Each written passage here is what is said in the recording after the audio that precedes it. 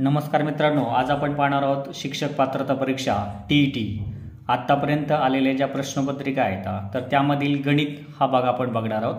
तर त्यामधील सर्व टॉपिक आपण कव्हर करू।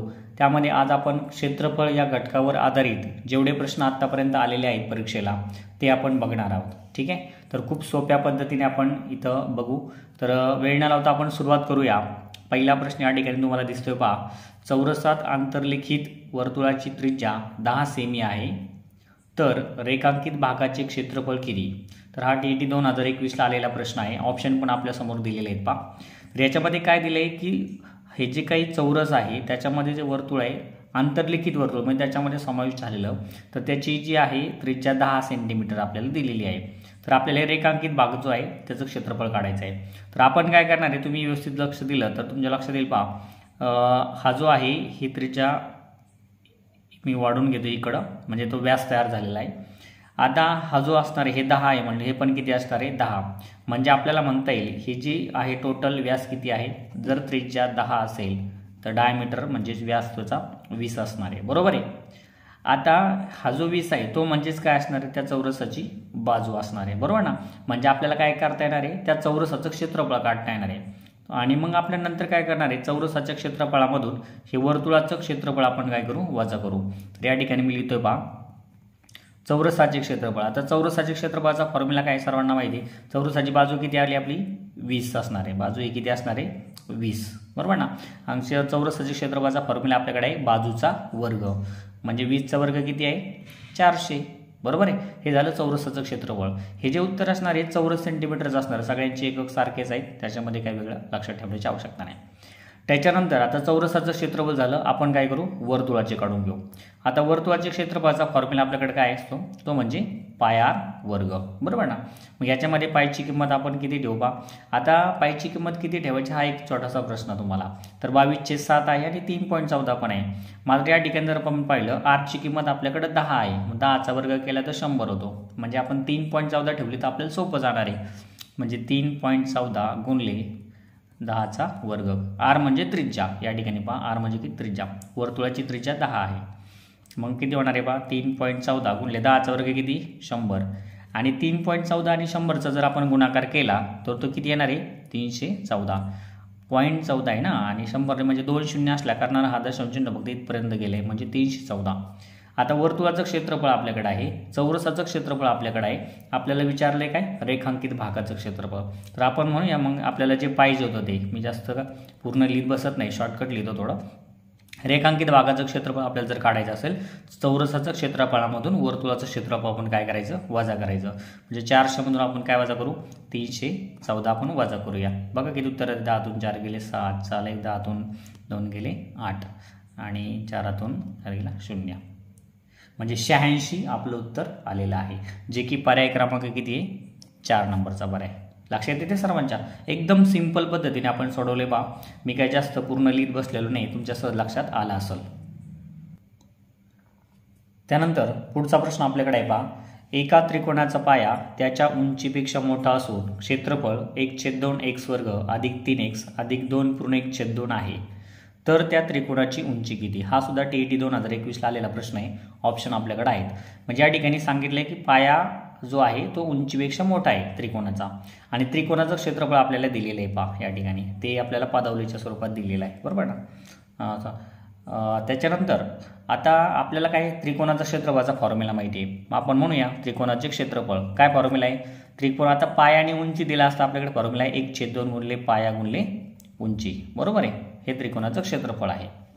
आता आपल्याला दिले ते आपण लिहून घेऊ, क्षेत्रफळ दिले 1/2 x वर्ग अधिक 3x अधिक, आता या ठिकाणी हे जे तुम्हाला दिसते पहा 2.1/2, तर याला आपण काय करू साध्या अपूर्णांकामध्ये आपल्याला करता येते त्याला, म्हणजे कसं किंवा त्याला व्यावहारिक अपूर्णांक म्हणतो आपण, 2×4 4 अधिक 5, जर असं असेल तर आपल्याला काय 2.1/2 याचा आपल्याला काय करायचं आहे साध्या अपूर्णांकामध्ये कसं होणार आहे, ह्या दोघांचा गुणाकार करायचा आहे ना, 2×4 4 आणि किती 5, छेदस्थानी जो आहे तो ठेवा, म्हणजे 5/2 हे असं घेतो, म्हणजे आपल्याला सोपं जाणार आहे। आता पुढे जो आहे पूर्ण एवढं मोठं लिहित बसायची गरज नाही पहा, मी आता काय करतो दरवेळेस पाया गुणली उंची एवढं जसं तसं ठेवतो, इकडे 2 ने भागले पहा, इकडे काय करतो मी गुणून घेतो, जर मी 2 ने गुणलं नाही इकडं तर काय होईल 1/2 x वर्ग अधिक 3x अधिक 5/2 बरोबर. इकडे काय शिल्लक राहिलं पाया गुणले उंची बरोबर ना. परीक्षेत काय एवढं सगळं लिहित बसायची गरज नाही, तुम्हाला समजण्यासाठी मी लिहितोय. आता इथं 2ने सगळीकडे गुणून घ्यायचं, कंसाच्या बाहेर 2 आहे ना, 2ने जर सगळीकडे गुणलं तर इथं काय होणार 2 2 कॅन्सल होणार आहे, इथं फक्त x वर्ग राहणार आहे. पहा 2ने जर 3ला गुणलं तर बेत्रिक किती होणार आहे 6x होणार आहे. आणि 2ने जर याला गुणलं तर इथं सुद्धा 2 2 काय होतंय कॅन्सल होतंय, म्हणजे फक्त शिल्लक राहतोय 5. इकडे आपल्याकडे पाया गुणली उंची संपलं. आता आपल्याला काय करायचं पहा, हे तुम्हाला वर्ग समीकरण टाईप दिसते, तर तुम्हाला याचं काय करायचं त्याला सोडवायचं आहे. आता याला कसं सोडायचं असतं, गुणाकार किती आला पाहिजे 5 आला पाहिजे आणि बेरीज किती आली पाहिजे 6, अशा संख्या शोधायचा. गुणाकार 5 आला पाहिजे आणि त्याची बेरीज 6 आली पाहिजे. तर कोणत्या संख्या येतील, गुणाकार 5 येणाऱ्या संख्या कोणत्या आहेत, 5 आणि 1 बरोबर की नाही. 5 1 5 आणि 5 आणि 1 किती होतात 6, म्हणजे 5 गुणले 1 5 आणि 5 अधिक 1 किती 6, म्हणजे गुणाकार 5 येतोय आणि बेरीज किती येते 6 येते राईट. आता आपण काय करू, याची फोड करायची असते, म्हणजे कसे किंवा एवढं सगळं लक्षात ठेवण्यापेक्षा तुम्ही डायरेक्ट जरी बघा या ठिकाणी मी लिहितोय x वर्ग आणि इकडचा जो 5 आहे तो जसा तसा लिहायचा, फक्त हा जो मधला पद असतो ना त्याची आपल्याला फोड करायची असते. काय हे जे 6x आहे त्याच्याऐवजी आपण काढणार आहे 5 आणि 1, म्हणजे इथं 5x आणि हा सिंगल x. हे तुम्हाला पहा 8वीच्या पुस्तकामध्ये पण आहे आणि 10वीच्या पुस्तकामध्ये पण आहे. त्याच्यानंतर या ठिकाणी मी काय करतो, याच्यामध्ये दोन्हीमध्ये कॉमन घेतो. काय कॉमन येतोय x आहे, इथं 5x आहे, म्हणजे x कॉमन घ्यायचा. याच्यातला एक x काढून घेतला म्हणजे एक सिंगल राहिला आणि या ठिकाणी 5 शिल्लक राहिले. पहा इकडे पुढं काही दिसत नाही, अशा वेळी फक्त x अधिक 5 जसं तसं ठेवायचं म्हणजे. आणि बाहेर आता x अधिक 5 आहे पण बाहेर काय कॉमन येतो 1 आहे ना, काहीच कॉमन नाही, अशा वेळी 1 कॉमन घ्यायचा असतो. मग तुम्हाला लक्षात येईल पहा हे x अधिक 5 दोनदा आले ते आपण एकदाच घ्यायचं कॉमन, आणि हा राहिलेला x आणि हा अधिक 1 दुसऱ्या कंसामध्ये. आता तुम्ही जर पाहिलं तर हे जे आहे 2 कंसाचा गुणाकार आहे आणि इकडे आपल्याकडे काय पाया गुणले उंची, म्हणजे याच्यातला एक पाया असला पाहिजे आणि एक उंची असली पाहिजे. मग इकडे जर पाहिलं ऑप्शनकडे तुम्ही, आपल्याला इथं वरती म्हटले पहा पाया उंचीपेक्षा मोठा आहे, म्हणजे मोठे कोणती याच्यामधली संख्या, पाया ही उंचीपेक्षा मोठी आहे, म्हणजे ही उंची आहे ना, ही उंची आहे आणि हा काय पाया, पाया हा मोठा आहे. तर आपल्याला त्रिकोणाची उंची विचारली म्हणजे कोण x अधिक 1, आपण पर्याय कोणता घेणार आहे हा घेणार आहे. लक्षात आलंय का, खूप सिंपल आहे. पहा केलंय काय ते तुम्हाला समजणं गरजेचं आहे. आपण फॉर्म्युला अप्लाय केलाय, त्याच्यामध्ये क्षेत्रफळ लिहिलं, हे 2 इकडं भागलं होतं, इकडं गुणलंय मी, 2ने गुणताना आहे ते 2 कॅन्सल झाला, फक्त x वर्ग राहिला, बेत्रिक 6 झालं आणि इथं पण कॅन्सल झाला, फक्त 5 राहिलं. आणि इथं काय केलं आपण फक्त की गुणाकार 5 आला पाहिजे आणि बेरीज 6 आली पाहिजे, अशा संख्या आपण शोधल्या कोणत्या 5 आणि 1. तशी आपण फक्त त्याची फोड केली आणि हे आपलं x अधिक 5 आणि x अधिक 1 असे 2 आलेले आहेत. त्यापैकी आपल्याला सांगितलं होतं की पाया मोठा आहे उंची लहान आहे, म्हणून आपण लहान कोणतं x अधिक 1, म्हणून पर्याय क्रमांक 2 आपला आलेला आहे. पहा एवढं सोपं आहे. आता पहा त्याचप्रमाणे सेम दुसरा प्रश्न आहे. पहा समभुज चौकोनाचे क्षेत्रफळ दिले x वर्ग छेद 2 अधिक 2x अधिक 1 पूर्ण 1 छेद 2 चौरस एकक आहे, तर त्याच्या लहान कर्णाची लांबी किती. तिथं आपल्याला पाया आणि उंची होतं, इथं आपल्याला समभुज चौकोनाच्या बाबतीत कर्णाच्या बाबतीत लिहिले. हा सुद्धा TET 2017ला आलेला प्रश्न आहे. तर इथं आपल्याला काय माहित पाहिजे, समभुज चौकोनाच्या क्षेत्रफळाचा फॉर्म्युला काय आहे. समभुज चौकोनाचे क्षेत्रफळ बरोबर काय असतं 1/2 गुणले कर्णांच्या लांबींचा गुणाकार, म्हणजे पहिला कर्ण D मी घेतो डायगोनल, पहिला कर्ण गुणले दुसरा कर्ण आहे की नाही. तर हे आपल्याला दिलेलं आहे किंवा आपल्याला हा फॉर्म्युला माहिती असला पाहिजे. समभुज चौकोनाचे क्षेत्रफळ 1/2 गुणले कर्णांच्या लांबीचा गुणाकार. आता इथं जर आपण पाहिलं ना तर तुमच्या लक्षात येईल, आपण काय करू दिलेलं क्षेत्रफळ लिहून घेऊ. पहा x वर्ग छेद 2 अधिक 2x अधिक क्षेत्रफळाच्या खाली लिहितोय आपण आहे ना, आणि हे मागाच्या प्रमाणे काय 1 पूर्ण 1 छेद 2ला कसं लिहू आपण b1 b आणि हा 1 म्हणजे किती झालं 3, म्हणजे याला आपण लिहिणार 3/2. 1 पूर्ण 1 छेद 2 म्हणजे 3/2. आणि इकडं सेम आता मी सगळं लिहित बसत नाही, इकडे d1 × d2 आहे, मागाशी पाया गुण लिहून होतं 2 इकडं भागलंय, इकडं आपण काय करू त्याला गुणून घेऊ बरोबर आहे. आता 2ने गुणल्यामुळे काय 2 कॅन्सल झालं, इथं फक्त x वर्ग राहिला. पहा इथं b दुने 4x होणार आहे, इथं पण 2 2 का होणार आहे कॅन्सल, म्हणजे फक्त 3 शिल्लक राहणार आहे. आणि या ठिकाणी d1 गुणुले d2 हे दोन्ही कर्ण आहेत. पहा आता मागाच्या सारखंच परत काय गुणाकार किती आला पाहिजे 3 आला पाहिजे आणि बेरीज किती आली पाहिजे 4. संख्या कोणत्या येणार आहेत साहजिकच 3 आणि 1 बरोबर आहे की नाही. 3 1 3 आणि 3 आणि किती होतात 4. म्हणजे मग सारखंच करायची, तर 4x ऐवजी काय करायचं 3x आणि x करायचं म्हणजे 4x होतं आणि कडेचे जसे तसे ठेवायचे x वर्ग आणि 3. नंतर आपल्याला काय करायचं आहे, हे पुढचं लिहायचं काही गरज नाही.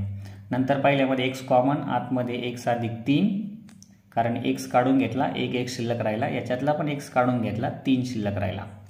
आणि पुढे काहीच कॉमन येत नाही, अशा वेळी एक कॉमन घेतो आपण आणि x अधिक 3. आणि हा जो दिसतो ना डबल आलेला, तो आपण एकदाच घ्यायचा असतो. x अधिक 3 आणि दुसऱ्या कंसामध्ये किती येणार आहे, x अधिक 1 झालं. हे आपलं d1 गुणले d2. आता आपल्याला काय म्हणले त्यांनी, त्याच्या लहान कर्णाची लांबी किती. आता हा एक आहे आणि हा एक आला आहे, बरोबर ना, म्हणजे 2 आले, d1 गुणले d2. त्याच्यापैकी लहान कोणता आहे, तर x अधिक 1, म्हणजे पर्याय क्रमांक 2 आपला बरोबर आहे. पहा x अधिक 1. एवढं सोपं होतं, आधीच्या प्रश्नासारखंच आहे, अजिबात कॉम्प्लिकेटेड नाही. पहा त्यानंतर पुढचा प्रश्न आपल्याकडे पहा, 8 सेमी पाया असलेल्या समद्विभुज त्रिकोणाची परिमिती 0.18 मीटर आहे, तर त्याचे क्षेत्रफळ किती. हा सुद्धा TET 2021 आलेला प्रश्न आहे. म्हणजे आपल्याला काय म्हणलं, समद्विभुज त्रिकोण आहे. मी एक त्रिकोण काढून ठेवल्यावर इथं, आणि समद्विभुज म्हणजे याच्या दोन बाजू कशा असतात, सारख्या असतात, आणि त्याचा पाया किती आहे, 8 सेंटीमीटर आहे. या ठिकाणी मी लिहितो 8 सेंटीमीटर समजा, हा बरोबर आहे. आणि त्याची परिमिती आपल्याला किती दिली आहे, 0.18 मीटर. आता पहा, हे सेंटीमीटरमध्ये आणि तो मीटरमध्ये, आपले उत्तर आपल्याला काय करायचं आहे, आपण काय करू, एक बाजू सेंटीमीटर आली ना, तर राहिलेल्या पण सेंटीमीटरमध्ये असल्या पाहिजेत, कारण एकूण परिमिती 0.18 आहे. तर आपण 0.18 मीटर म्हणजे किती सेंटीमीटर होईल बरं. त्यासाठी तुम्हाला माहिती आहे 1 मीटर म्हणजे किती असतं, 100 सेंटीमीटर असतं, बरोबर ना. म्हणजे 0.18 मीटर म्हणजे किती होणार आहे, 18 सेंटीमीटर होणार आहे, बरोबर ना. म्हणजे याला 100 गुणलं आपण, 100 गुणलं म्हणजे 2 दशांश इकडे गेलं आपलं घर, म्हणजे 18 सेमी. आता बघा, त्रिकोणाची परिमिती 18 आहे, म्हणजे तिन्ही बाजूंची बेरीज किती आहे, 18, बरोबर आहे. त्याच्यापैकी हा पाया किती आहे, 8. म्हणजे या 18 मधून जर आपण हे 8 वजा केले तर राहिले किती, 10. म्हणजे ह्या दोन बाजूंची बेरीज किती असली पाहिजे, 10. कारण तिघांची मिळून 18, त्याच्यापैकी हा 8 गेला, म्हणजे दोन्ही मिळून किती, 10 राहिले. आता दोन्ही सारखेच आहेत ना, समद्विभुज आहे, म्हणजे हा 5 असला पाहिजे, हा पण किती असला पाहिजे, 5, बरोबर. ठीक आहे. आता आपल्याला करायचं आहे काय, त्रिकोणाचं क्षेत्रफळ काढायचं आहे. तर त्रिकोणाच्या क्षेत्रफळाचा फॉर्म्युला तुम्हाला माहिती आहे, 1/2 आणि पाया उंची असतो, बरोबर ना. मग या ठिकाणी समजा पाया आहे, पण उंची आपल्याला माहीत नाही आहे, तर उंची पण सहज माहिती होते. पहा, समद्विभुज त्रिकोण आहे, आपण या ठिकाणी समजा मी लंब टाकलाय. समद्विभुज त्रिकोणामध्ये जर आपण लंब टाकला ना वरच्या बाजून पायावरती, तर याचे 2 समान भाग होतात. म्हणजे हा जर 8 असेल तर हा किती, 4, आणि हे पण किती असणार आहे, 4 असणार आहे, बरोबर आहे. आता जर तुम्ही व्यवस्थित पाहिलं तर हा एक, हे त्रिकोणाचे जे 2 भाग आहेत, त्याच्यापैकी एक भाग म्हणजे हा काय, काटकोन त्रिकोण तयार झालेला दिसतोय तुम्हाला. आणि काटकोन त्रिकोणामध्ये जर तुम्ही पायथागोरसचं त्रिकूट अप्लाय केलं तर तुम्हाला पायथागोरसचे ना त्रिकूट माहीत पाहिजेत. पहा, तर तुम्हाला काय जास्त म्हणजे कॅल्क्युलेशन करावं लागणार नाही, पायथागोरसचा प्रमेय अप्लाय करावं बसावं लागायचं नाही. पायथागोरसचे त्रिकूट काय सांगतात, तर ते माहितीच असले पाहिजे. जसं की बघा, 3, 4, 5, त्याच्यानंतर 6, 8, 10, ठीक आहे, 5, 12, 13, हे पायथागोरसचे त्रिकूट असतात. म्हणजे काय असतं, जी सगळ्यात मोठी बाजू आहे ना त्याचा वर्ग हा राहिलेल्या 2 बाजूंच्या वर्गांच्या बेरजे एवढा असतो. ते पायथागोरसचं थेरमच आहे तसा. म्हणजे 3चा वर्ग 9, 4चा वर्ग 16, 16 9 किती होतात, 25, म्हणजे 5चा वर्ग येतो असं. तर हे जर तुम्ही पाठ असल्या तुमच्या 1 7 8च येतं, तर तुम्हाला ते लक्षात येणार आहे सहज. जसं की या ठिकाणी बघा, इथं 4 आहे, इथं 5 आहे, म्हणजे इथं किती असलं पाहिजे, हे 3 असलंच पाहिजे. 3, 4, 5 म्हणजे 2 बाजू माहिती आहे, तिसरी बाजू आरामात येते ह्या त्रिकुटावरून तुम्हाला.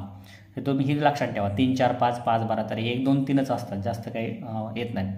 मग आता ही उंची किती झाली, 3, बरोबर आहे. आता आपल्याला पाया माहीत झाला, पाया किती आहे, 8 आहे, उंची किती आहे, 3. आपल्याला क्षेत्रफळ काढता येणार आहे. क्षेत्रफळाचा फॉर्म्युला आहे त्रिकोणाच्या 1/2 गुणले पाया गुणले उंची, झालं 1/2. पाया किती आहे, 8, उंची किती आहे, 3. आता बघा, 1/2 गुणले 8 त्रिक किती होतात, 24, 24ला 2ने भागा, 12 उत्तर आलेलं आहे. मात्र आपण हे जे आहे पाया उंची कशामध्ये, सेंटीमीटरमध्ये आपण काढलेलं आहे सगळं, बरोबर ना. मग याला चौसेमी, चौरस सेंटीमीटर किंवा सेमी वर्ग, बरोबर ना. म्हणजे आपल्या इथं चौमीटर पण ऑप्शन आहे, मग इथं कन्फ्यूज नाही व्हायचं दोन्हीमध्ये. तर चौसेमी म्हणजे पर्याय क्रमांक 1 आपलं बरोबर आहे. सॉरी 12 आले, तर पर्याय क्रमांक 2 बरोबर आहे ना. 12 चौसेमी म्हणजे पर्याय क्रमांक 2 आपला बरोबर आलेला आहे. एकदम सोप्या पद्धतीने सांगितलं. पहा, याच्यासाठी तुम्हाला काय करायचे, हे त्रिकूट लक्षात ठेवायचे. अजून पण एक्झाम्पल असणार आहेत, पहा त्याच्यामध्ये आपल्याला हे त्रिकूट लक्षात ठेवायचे तुम्हाला. त्यानंतर पुढचा प्रश्न आपल्याकडे पहा, समभुज चौकोनाची बाजू 4 सेबी आणि त्याच्या एका कोनाचे माप 120 अंश आहे, तर त्या चौकोनाचे क्षेत्रफळ किती? म्हणजे या ठिकाणी आपल्याला बाजू दिली, समभुज चौकोन म्हणजे त्याच्या सर्व बाजू कशा असणार आहेत? सारख्या असणार आहेत, बरोबर ना, 4. त्याच्यानंतर आपल्याला काय म्हटलं, एका कोनाचे माप 120 आहे. आता बघा या ठिकाणी मी आकृती काढून ठेवली ऑलरेडी. समजा मी म्हटलं हे 120 अंशाचा कोन आहे. जर हा 120 अंशाचा कोन असेल तर किती असणार बरं? 60 अंशाचा असणार, बरोबर आहे की नाही? म्हणजे हे कोण आपल्याला म्हणतो लगतचे कोण जे इथं 180 असतात, 120 आणि किंवा त्याला अंतरकोन म्हणता येईल आपल्याला, कारण समांतर पण असतात ते. आता आपण काय करू पहा, आता तुम्ही म्हणता ही रचना कशी करायची, तर त्यासाठी आपल्याला माहीत पाहिजे की चौकोनाचे क्षेत्रफळ कोणतं? समभुज. तर त्याच्यासाठीचा फॉर्म्युला काय आहे की 1/2 गुणिले कर्णांच्या लांबीचा गुणाकार. मग आपण काय करू, याचे कर्ण काढून घ्यायचे पहा अशा पद्धतीने, ठीक आहे नाही? कर्ण मी काय करतो, काढून घेतो. आता कर्ण काढल्यानंतर एक गोष्ट माहीत पाहिजे की समभुज चौकोनाचे कर्ण जे असतात ना ते लंबदुभाजक असतात, म्हणजे या ठिकाणी 90 अंशाचा कोन होणार आहे. दुसरी गोष्ट, जे समोरचे जे कोण आहेत ते कोणाला सुद्धा दुभागतात. म्हणजे हा जर 120 अंशाचा होता तर इथे किती असणार आहे? 60 अंशाचा असणार आहे. आणि हा पण किती असणार आहे? 60. तसं इकडे 60 होता ना, इकडे किती असणार आहे? 30 झालं. आता तुम्ही फक्त या त्रिकोणाचा विचार करायचा पहा. ह्या त्रिकोणामध्ये जर आपण पाहिलं ना, हे 30 अंश आहे आणि हा 60 अंश आहे आणि हे किती बाजू? 4 आहे. आता तुम्हाला त्याच्यासाठी माहीत पाहिजे एक 30-60-90चा प्रमेय पहा 9वीच्या पुस्तकामध्ये, 10वीच्या पाने. तर 30-60-90चा प्रमेय काय सांगतो की 30 अंश कोणासमोरील बाजू जी असते ना ती कर्णाच्या निम्मी असते पहा. समजा मी म्हणलं या ठिकाणी कर्ण 12 आहे, तर 30 अंश समोरील बाजू म्हणजे ही बाजू, 30 अंश समोरील बाजू काय 6 असणार आहे, म्हणजे त्याच्या निम्मी असते. आणि 60 अंश समोरील बाजू जी असते ना कर्णाच्या वर्गमुळात 3/2 पट असते. किती असते? वर्गमुळात 3/2 पट असते. आता इथं आपल्याला काय करायचं आहे, दोन्ही पण काढून घ्यायचे. आता बघा हे 30 आहे, हा किती आहे? 30. मग 30 अंश समोरील बाजू जी आहे म्हणजे ही समोरची ती कर्णाच्या निम्मी, म्हणजे कर्ण किती या ठिकाणी 4, त्याच्या निम्मी किती? 2. संपलं. आता 60 अंश समोरील बाजू म्हणजे ही बाजू, आपण फक्त या त्रिकोणाचा विचार करतोय पहा, एकदम सोपं आहे. ही जी आहे याच्या निम्मी असते आणि 60 अंश समोरील बाजू जी आहे पहा, 60 अंश समोरील बाजू मी इथं लिहितो वाटल्यास, 30 अंश समोरील बाजू जी असते ना कर्णाची किती असते? निम्मी, म्हणजे 1/2 गुणिले कर्ण. मग कर्ण किती होता आपला या ठिकाणी? 4. 1/2 गुणिले 4 म्हणजे 4च्या निम्म 2 आला आपलं. आता 60 अंश समोरील बाजू किती असते म्हटलं मी? वर्गमुळात 3/2 पट असते. किती असते? वर्गमुळात 3/2 पट. मग वर्गमुळात 3/2 गुणिले कर्ण किती आपला? 4. मग आपण काय करू? 2 1 2, 2 2 4, म्हणजे आपलं उत्तर आलं 2 वर्गमुळात 3. बरोबर. हे काय आहे? 60 अंश समोरील बाजू म्हणजे ही 2 वर्गमुळात 3. आता जर तुम्ही व्यवस्थित पाहिलं तर आपल्याला इथून इथपर्यंत म्हणजे आपल्याला हा अर्धा कर्ण भेटलाय पहा, 2 वर्गमुळात 3 आहे. आणि हा पुढचा पण किती? तेवढाच असणार आहे, म्हणजे 2 वर्गमुळात 3 आणि 2 वर्गमुळात 3 किती झाला? पहिला कर्ण किती भेटला आपल्याला? 4 वर्गमुळात 3. कारण हा 2 वर्गमुळात 3 आणि हा 2 वर्गमुळात 3, 2 आणि 2 4 वर्गमुळात 3 झाला. आणि हा दुसरा जर पाहिला आपण, दुसऱ्या कर्णाचा विचार केला तर हे 2 आणि इकडं किती? 2, 2 आणि 2 किती? 4, म्हणजे दुसरा कर्ण आपल्याकडे आलेला आहे 4. आणि आता आपल्याला फॉर्म्युला माहिती काय? समभुज चौकोनाचे क्षेत्रफळ बरोबर 1/2 गुणिले कर्णांच्या लांबींचा गुणाकार, म्हणजे पहिला कर्ण गुणिले दुसरा कर्ण, बरोबर आहे की नाही? आता पहिला कर्ण आणि दुसरा कर्ण. आता पहा 4 चोक 16, 16 वर्गमुळात 3 आणि हे 1/2, त्याच्या निम्म करायचं. 1/2 म्हणजे फक्त 2 ने भाग द्या, 2 1 2, 2 8 16, 8 वर्गमुळात 3. आपलं उत्तर आलेलं आहे पहा, पर्याय क्रमांक 1 अगदी बरोबर आहे. काय केले लक्षात येते का बघा? एकदम सोपं आहे पहा. 120 अंशाचा होता म्हणून 60-60 केलं आणि इकडचा 60 होता म्हणून 30-30 केलं आणि 30-60-90चा प्रमेय अप्लाय केला. त्याच्यासाठी आपल्याला ही दोन गोष्ट माहीत पाहिजेत फक्त. 30 अंश समोरील बाजू कर्णाच्या निम्मी आणि 60 अंश समोरील बाजू कर्णाच्या वर्गमुळात 3/2 पट असते. That's it. अशा पद्धतीने आपण उत्तर केलेलं आहे.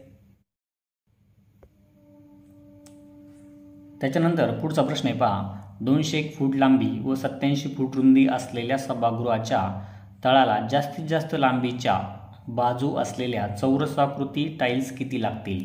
आता प्रश्न लक्षात आला बघा. हे एक सभागृह आहे, ठीक आहे, आणि आपल्याला काय म्हटलंय त्याची लांबी आणि रुंदी दिलेली आहे आपल्याला पहा. 201 201 फूट लांबी आहे आणि 87 फूट रुंदी आहे. त्याच्यामध्ये आपल्याला काय करायचं माहिती आहे का? चौरसाकृती टाईल्स बसवायच्यात आहे ना. चौरसाकृती अशा टाईल्स बसवायच्या आहेत, फरशा बसवायच्यात. आणि त्याची आपल्याला लांबी नाही दिली, जास्तीत जास्त लांबीच्या असं त्यांनी विचारलं आहे. जास्तीत जास्त लांबीच्या म्हणजे किती पण लांबीच्या असते आपण बसू शकतो. मात्र आता जास्तीत जास्त लांबीच्या म्हणजे काय आहे की तो अशा आणि अशा पण बसल्या पाहिजे ना.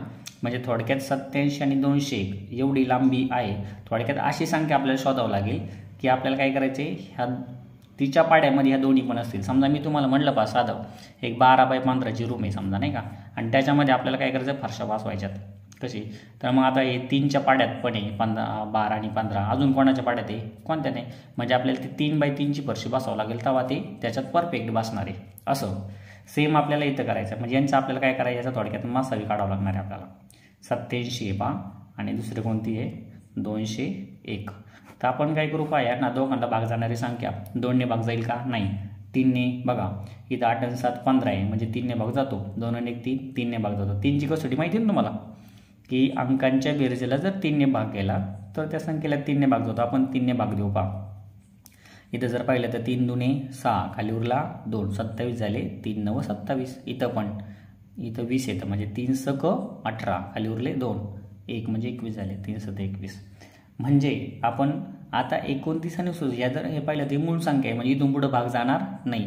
म्हणजे आपल्याला जी टाईल्स त्याच्यामध्ये बसवायची आहे ती टाईल्स किती 3x3ची असली पाहिजे आहे ना, बरोबर आहे की नाही. त्यावेळेस ते म्हणजे जास्तीत जास्त लांबी त्याची तीच असणार, त्याच्यापेक्षा जास्त लांबीची बसवली तर ते काही व्यवस्थित बसणार नाही, फिट बसणार नाही.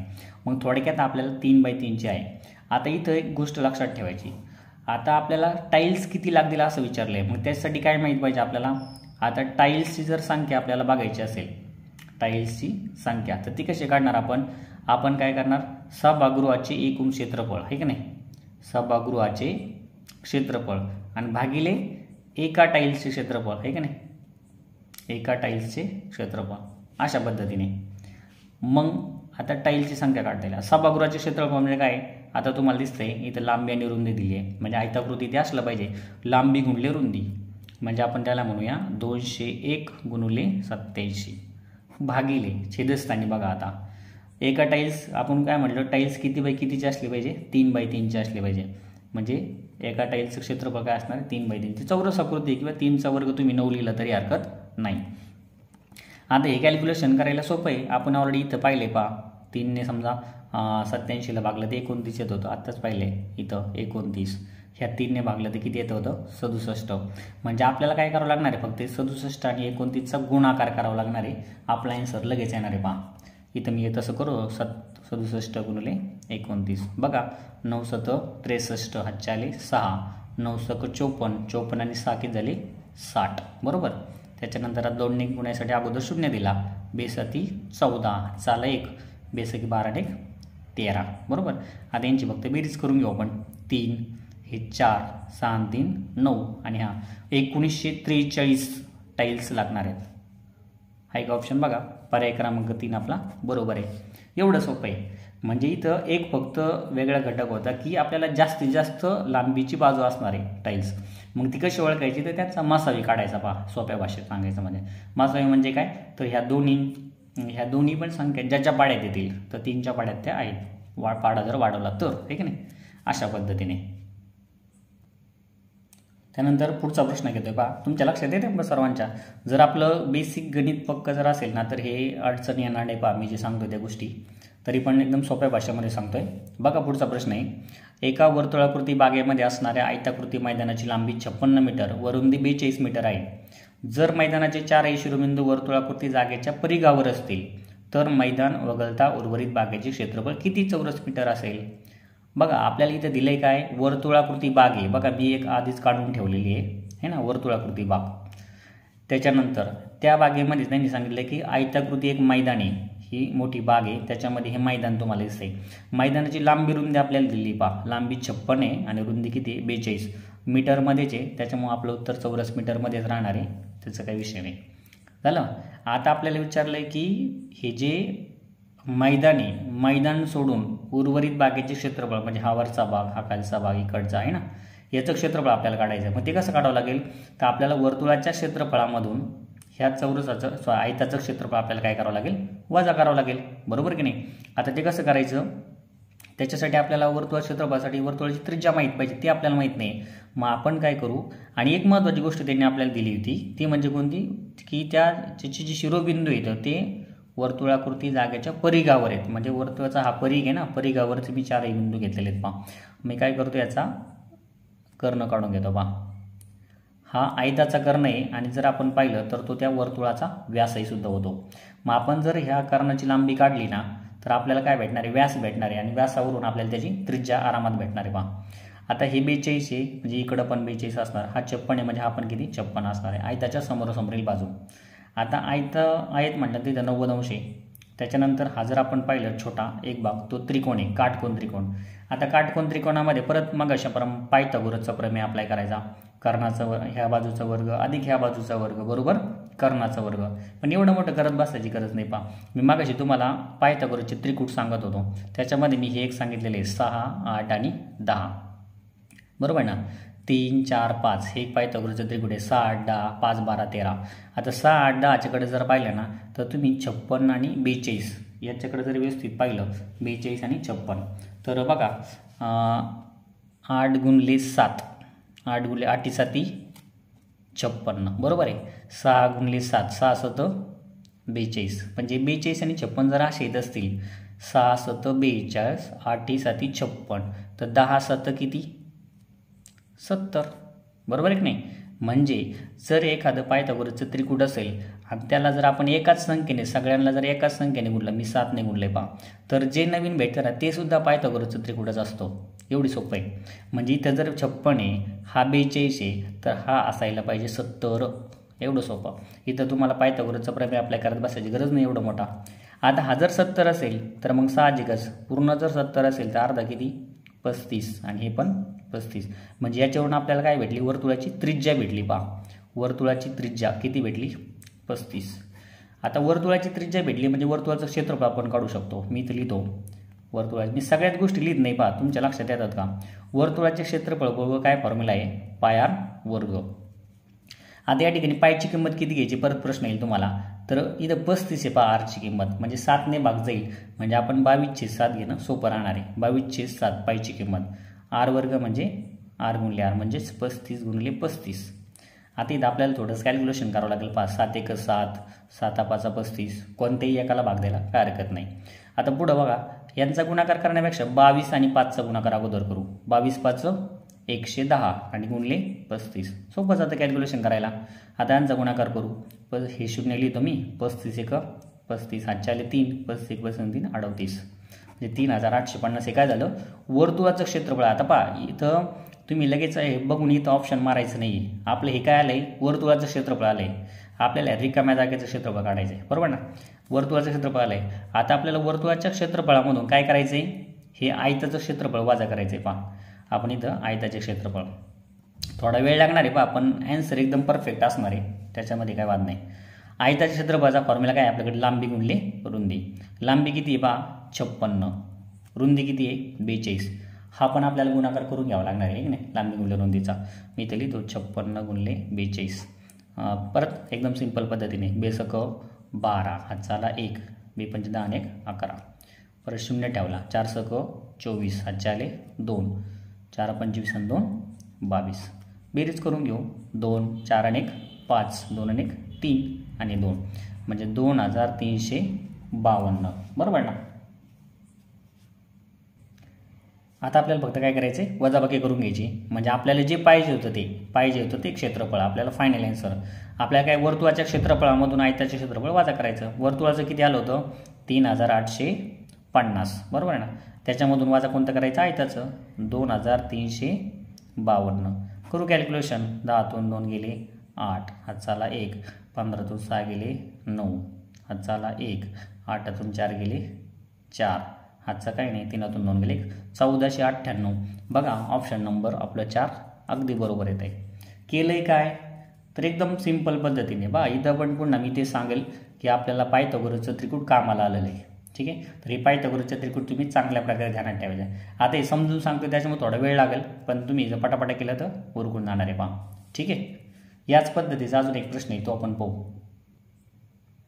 तुम्ही जर व्यवस्थित पाहिले ना पहा, प्रश्न जे आत्तापर्यंत आलेले आहेत परीक्षेला त्याच पॅटर्नवर आधारित प्रश्न येतात पहा. हा सुद्धा प्रश्न तुम्हाला परीक्षेत सापडेल. इथं बघा सेम त्याच पद्धतीने त्यांनी फक्त तिथं आपल्याला क्षेत्रफळ विचारलं होतं. आता इथं आपल्याला मैदानाची रुंदी विचारलेली आहे. एका वर्तुळाकृती बागेच्या मध्ये असणाऱ्या आयताकृती मैदानाची लांबी 56 आहे. बघा 30 आहे. संपूर्ण बागेचे क्षेत्रफळ 3850 चौमीटर आहे. तर जर मैदानाचे 4 शिरोबिंदू वर्तुळाकृती बागेच्या परिघावर असतील तर मैदानाची रुंदी किती? सेम मागाच्यासारखंच आपण केले पहा, आकृती काढून ठेवलेली आहे. इथं आपल्याला दिले काय आहे, मैदानाची लांबी ही 56 दिलेली आहे आणि संपूर्ण बागेचं आपल्याला क्षेत्रफळ दिले. बागेचं म्हणजे कोणाचं? ही वर्तुळाकृती बाग आहे ना, वर्तुळाचे क्षेत्रफळ. आता वर्तुळाच्या क्षेत्रफळाचा फॉर्म्युला काय आपल्याकडं माहिती आहे सर्वांना, पाय वर्ग, राईट. आता ते किती दिले आपल्याला? 3850. पहा मी काय करतो, ह्याच्यावरून आपल्याला काय भेटणार आहे माहिती आहे का? आपल्याला आरची किंमत भेटणार आहे, म्हणजे आपल्याला त्रिज्या भेटणार आहे. आणि जर आपल्याला त्रिज्या भेटली ना तर आपण त्याच्यावरून हा व्यास काढणार आणि त्रिज्या माहिती व्यास माहिती, एक बाजू माहिती आहे, तर आपल्याला दुसरी बाजू येणार आहे, म्हणजे आपल्याला रुंदी आरामात येणार आहे. एवढं सोपं आहे पहा. आधीच्या सारखं जे थोडंसं उलटं केलं त्यांनी. तर पायची किंमत मी इथं 22/7 घेणार आहे. ज्या ठिकाणी असं वाटतंय ना की आपल्याला 2 शून्य येत नाही, म्हणजे 3.14 त्या ठिकाणी घेऊन आपलं ते कॅल्क्युलेशन बरोबर येत असतं. पण ज्या ठिकाणी असं 22/7 घ्यायचं म्हणजे भाग जायला सोपं जातं. आर वर्ग. आता इकडे घ्यायचा 22/7ला इकडे घ्यायचं म्हणजे 7/22 होईल. 3850 गुणिले 7 आणि खाली किती? 22. 7ने भागलं होतं, इकडं गुणले, तिकडं वरती होती, इकडं खाली घेतलेत. एवढं सोपं आहे. आता 22ने 3850ला भाग द्या. नसेल तर डायरेक्ट आपण 11ने भाग देऊ. तुम्ही म्हणता भाग जातो कसा? 5 आणि 3 8. एकाडेक संख्येची जर बेरीज सारखी येत असेल तर आपल्याला 11ने भाग जातो, हे आपल्याला माहिती. 11 दुने 22. इथं 38 आहे पहा. 11 त्रिक 33. खाली किती उरले? 5.